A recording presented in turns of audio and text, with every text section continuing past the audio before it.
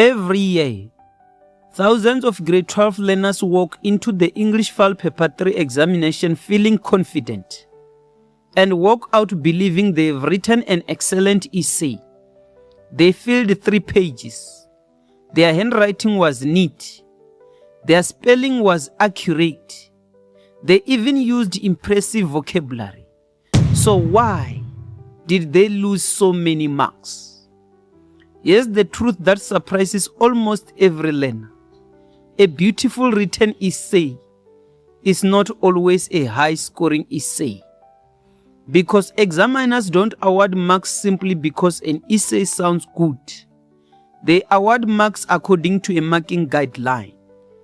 And if your essay isn't built around that guideline, you are giving away marks before the examiner reaches your conclusion. In this lesson, I'm going to show you the exact framework that helps successful grade 12 English FAL learners organize their essays with confidence. Whether you are writing a narrative essay, descriptive essay, or an argumentative essay, the same blueprint helps you stay focused, write with purpose, and meet the examiner's expectations. I call it the P.A.P.E.R method.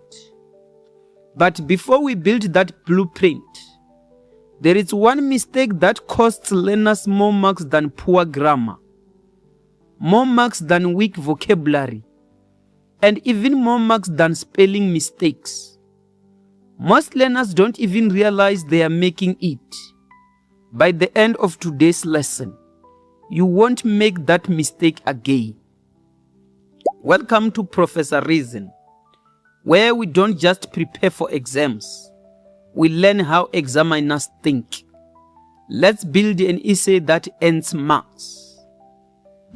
Imagine this for a moment. You have just finished writing your English FAL Paper 3 essay. You hand it in and walk out of the examination room. Now, imagine your essay arriving on an examiner's desk. Here's the mistake most learners make. They think the examiner reads every essay like a novel, looking for beautiful words, interesting stories, or dramatic endings. That's not how marking works. Examiners don't ask, "Is this entertaining?" They ask, "Does this meet the assessment criteria?" That one difference changes everything. Every sentence you write, every paragraph you build, every idea you develop is measured against these 3 criteria, not against another learner's essay, not against your teacher's favorite writing style, against the rubric.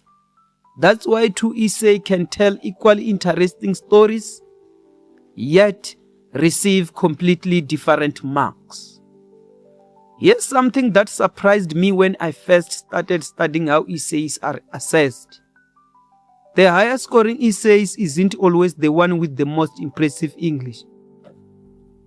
Very often, it's the one that's organized more effectively, because the organization helps the examiner reward your ideas. Confusion hides them. Think of your essay like building a house. Nobody starts with the roof. They begin with the foundation. If the foundation is weak, everything built on top becomes unstable. Your essay works exactly the same way. Without a plan, strong vocabulary can't save it. Without the structure, creative ideas lose their impact. Without clear organization, every brilliant thinking becomes difficult to reward. That's why today's lesson isn't about learning bigger words. It isn't about memorizing fancy introductions. And it definitely isn't about writing longer essays. Today, we are building something much more valuable. A blueprint. One that works whether you are writing a narrative essay, a descriptive essay, or an argumentative essay in the grade 12 English FAL Paper 3 examination. Every great building begins with a blueprint. Every high-scoring essay begins exactly the same way. Let's build yours. Imagine hiring a builder to construct your dream house. On the first day, you ask, "Where is the blueprint?" The builder smiles and says, "Don't worry, I'll figure it out as I go." Would you trust that builder? Of course not. Because without a blueprint, every wall becomes a guess. Every room becomes an accident. And fixing mistakes later costs far more than preventing them in the beginning. Yet every year, thousands of grade 12 learners do exactly that with their English FAL Paper 3 essays. They read the topic, pick up their pen, and start writing immediately. Not because they are lazy, not because they don't care, but because nobody has shown them that planning is part of writing, not something separate from it. Here's what an examiner notices almost instantly. Ideas begin repeating. Paragraphs lose direction. The conclusion feels rushed, not because the learner lacks ability, because the learner lacked structure. Now, let's reverse that. Instead of writing first, professional writers plan first. Architects plan. Engineers plan. Pilots follow checklists before takeoff. And successful grade 12 learners, they spend just 3 minutes creating a roadmap. Those 3 minutes save them from 30 minutes of confusion. Here's the blueprint I want you to use in every English FAL Paper 3 examination. Right in the middle. Write your topic.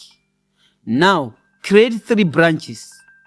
Introduction, body, conclusion. Simple. Nothing complicated. Don't write full sentences. That is one of the biggest planning mistakes learners make. Your planning page isn't the essay. It's your GPS. A few powerful keywords are enough to guide your thinking when the pressure of the exam begins. Here's something experienced examiners appreciate. When your ideas flow naturally from one paragraph to the next, they don't have to search for your meaning. And when examiners don't have to search, it is easier for them to reward what you have written. Never make the examiner work harder than necessary. Make your ideas easy to follow. One learner spends 3 minutes planning and writes confidently for the next 30. Another skips planning and spends 30 minutes trying to decide what to say next. Both had the same amount of time. Only one used it wisely. That's the first part of the paper method. Not writing, planning. Because every high-scoring essay is built twice. Once in the mind and once on the page. Now that our blueprint is ready, it's time to write an opening that makes an examiner want to keep reading. Imagine you are an examiner. It's 9 o'clock in the morning. There is a stack of nearly 300 essays waiting to be marked. One after another. Page after page. Hour after hour. Now, ask yourself one question. What kind of introduction would immediately make you sit up and pay attention? Is this sentence incorrect? No. But here's the problem. It tells the examiner absolutely nothing they don't already know. The topic already tells them you are writing about a memorable day. So, your very first sentence wastes your biggest opportunity. The opening paragraphs has one responsibility. Not to explain everything. Not to tell the whole story. Its job is much simpler than that. Create curiosity. Make the examiner want the second sentence, then the third, then the fourth. Think of your introduction like the trailer to a movie. A great trailer doesn't tell you the ending. It gives you just enough to make you want more. Your introduction should do exactly the same thing. Let's compare two introductions. Watch carefully, because one ends attention, the other ends a yawn. Which one made you curious? Exactly, the second one. Because your brain immediately starts asking questions. Who is screaming? What is burning? Is everyone safe? Without realizing it, you are already emotionally invested. That's exactly what you want your examiner to experience. Notice something important. The second introduction doesn't use difficult English. It doesn't use complicated vocabulary. It uses something much more powerful: curiosity. And curiosity keeps people reading. That's why I always tell my learners, don't try to impress the examiner with big words. Impress the examiner with clear thinking. Clear thinking creates powerful writing. A strong introduction earns attention, but attention alone doesn't earn marks. Your body paragraphs do. And that's where most essays either become unforgettable or falls apart. Let's build paragraphs that examiners can reward. Let's imagine something. You have written an attention-grabbing introduction. The examiner is interested. They are ready to reward your essay. Then they reach your first body paragraph. And suddenly, your ideas begin to wander. The story jumps. The explanation feels incomplete. The paragraph ends before it proves its point. In just a few lines, the essay loses momentum. And that's exactly where marks begin to disappear. Here's something every examiner notices. A strong essay isn't made up of strong sentences. It's made up of strong paragraphs. Think about that for a second. Learners often spend hours trying to write one impressive sentence. Examiners are asking a different question. Does this entire paragraph develop one clear idea? That's what earns marks. Look carefully. This learner starts by describing the accident, then suddenly talks about friendship, then mentions school, then ends with confidence. Every sentence makes sense, but together, they don't build one complete idea.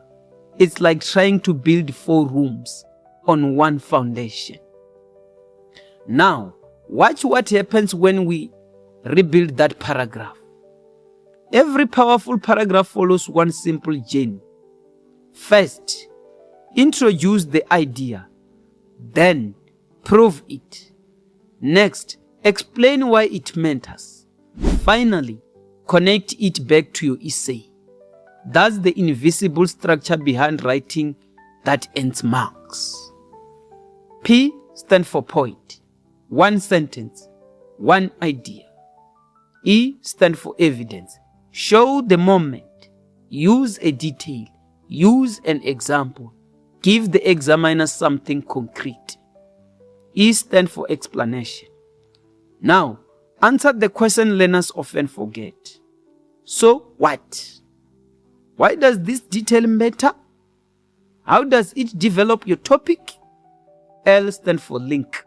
Finish the paragraph with purpose. Connect your thinking. Guide your reader naturally into the next paragraph. Notice something important? P.E.R. isn't a prison. It's a framework. If you are writing a narrative essay, your evidence becomes action. Your explanation becomes a reflection. Your link becomes the bridge into the next moment. The structure stays the same. Only the clothing changes. That's why successful learners don't memorize paragraphs. They understand the pattern. Once you understand the pattern, you can write naturally, confidently, and under exam pressure. Pause this video if you need to. Which paragraph develops one clear idea from beginning to end? Choose now. If you choose paragraph B, well done. Every sentence supported the same central idea. That's exactly what examiners are looking for. Did you notice something? We never added more difficult words. We didn't make the paragraph longer. We simply made this thinking clearer. And clear thinking is easier to reward. One excellent paragraph can change the quality of an entire essay. Not because it's perfect, but because it gives the examiner confidence. Confidence that you understand how to organize your ideas. And confidence makes constant marking easier. Now, your essay has direction. It has structure. It has a purpose. But one final mistake still separates good essays from essays that stays with the examiner. Let's build an ending that leaves a lasting impression. Let's imagine your examiner again. They've just finished reading your essay. They've traveled through your introduction, followed your paragraphs, understood your ideas, and now they reach your conclusion. This is your final opportunity, not to tell them something new, but to leave them with something meaningful. Many learners think the conclusion has one simple job: to end the essay. Not quite. A great conclusion does something much more powerful. It answers one final question. So what? Why did this story matter? Why should the examiner remember it? What changed? Nothing here is incorrect, but nothing here is memorable either. The learner simply repeats its idea the examiner has already read. No reflection, no deeper meaning, no lasting impression. It's like watching an exciting movie, only for the final scene to fade to black without an ending. Here's the secret. The best conclusions don't look backwards. They look forward. They show how the experience changed the writer, or what lessons will remain long after the story ends. That's what examiners remember. I will never forget that day because it taught me many hours, many lessons. Even today, whatever I hear thunder, I remember that afternoon, not because I was afraid, but because it was the day I discovered that courage is often quieter than confidence. Notice the difference? The second conclusion doesn't simply end the essay. It gives the journey meaning, and meaning stays with the reader long after the final sentence. Examiners often finish marking one essay and immediately begin another. If your final sentence is thoughtful, personal, and reflective, it helps your essay stand out for the right reasons, not because it's dramatic, because it feels complete. Think back to the house we started building. The introduction opened the front door. The body paragraph built every room. The conclusion puts the roof in place. Without it, the structure is unfinished. Which conclusions leaves a stronger final impression? Pause this video right now if you need a little more time. Choose now. If you chose conclusion B, you are thinking like an examiner. It reflects, it shows growth, it leaves the reader with something worth remembering. That's exactly what strong conclusions should do. Notice something. We didn't extend the conclusion. We made it more meaningful. And meaningful writing is more memorable writing. You have planned like an examiner, captured attention, built powerful paragraphs, finished with purpose. Now, there is just one final blueprint step. The habit that separates good essays from polished, high-scoring essays. Let's finish strong. You have done the hard work. You have planned your essay, captured the examiner's attention, build strong paragraphs, write a conclusion that leaves an impression. Now, there is one final decision to make. Do you put your pen down? Or do you protect the marks you have just earned? Those last 5 minutes may not feel important, but examiners know they often separate good essays from excellent ones, because reviewing isn't about finding perfection. It's about catching avoidable mistakes. Notice something. None of these mistakes happened because the learner lacked knowledge. They happened because the learner was in a hurry. And unfortunately, exam pressure doesn't stop mistakes from affecting marks.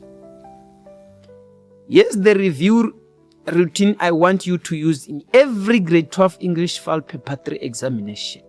Not someday, every single time. Checkpoint number 1, spelling. Look for words you often confuse. Slow down.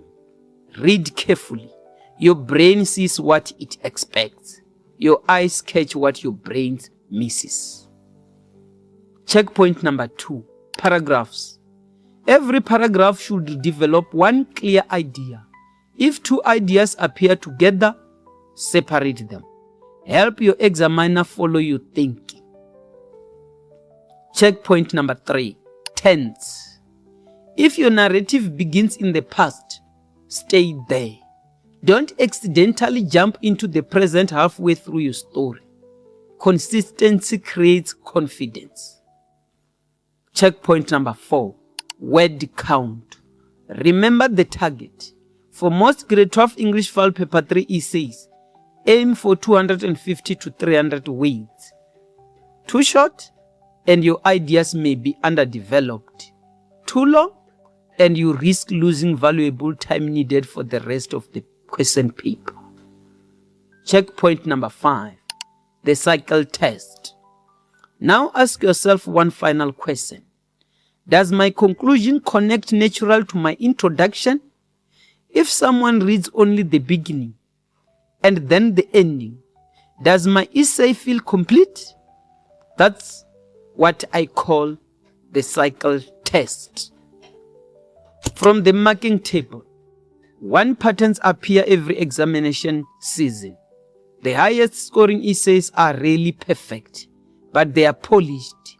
The writer took a few extra minutes to remove distractions so the examiner could focus on the quality of the ideas. That's the difference. Notice what just happened. You didn't earn those final marks by writing more.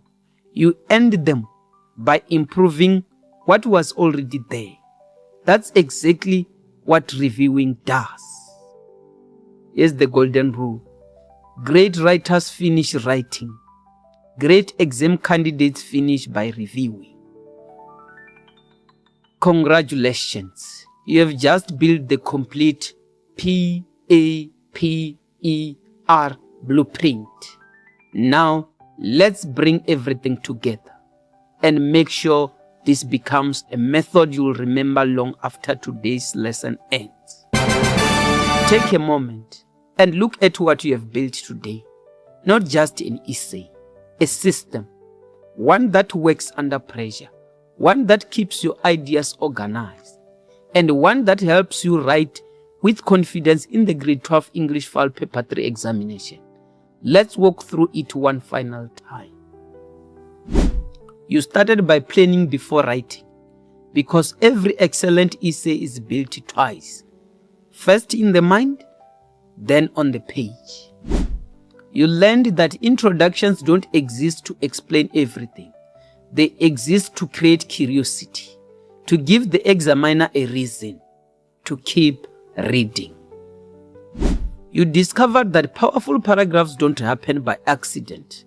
They grow from one clear idea, developed with purpose and connected with intention. You learned that great conclusions don't repeat the story. They reveal its meaning, because examiners remember reflection far longer than repetition. And finally, you protected every mark you'd worked so hard to earn, not by writing more, by reviewing smarter. From the marking table, one thing becomes clear every exam season. The essays that stand out rarely the ones filled with the biggest words. They are the ones that make the examiner's job easier. Clear thinking, clear structure, clear communication. Those qualities never go out of style. Remember the house we started building? Today, you finished it. And just like a strong house, a strong essay doesn't stand because of one impressive brick. It stands because every part supports the next. That is what the P.A.P.E.R method helps you do. Here's your final golden rule. Examiners don't reward what you meant to say. They reward what you clearly communicate. If this lesson changed the way you think about essay writing, don't let it stop here. Subscribe to Professor Reason, because every week we are building another part of your English FAL blueprint. And next week, I'm going to show you how to write introductions that make examiners want to keep reading from the very first sentence. Trust me, you don't want to miss that one. Before you go, I've got one challenge for you. Write your essay topic in the comments below. Just the topic. I'll reply and tell you which essay type fits it best and how I'd approach it as an examiner. Let's learn from each other. Let's keep building.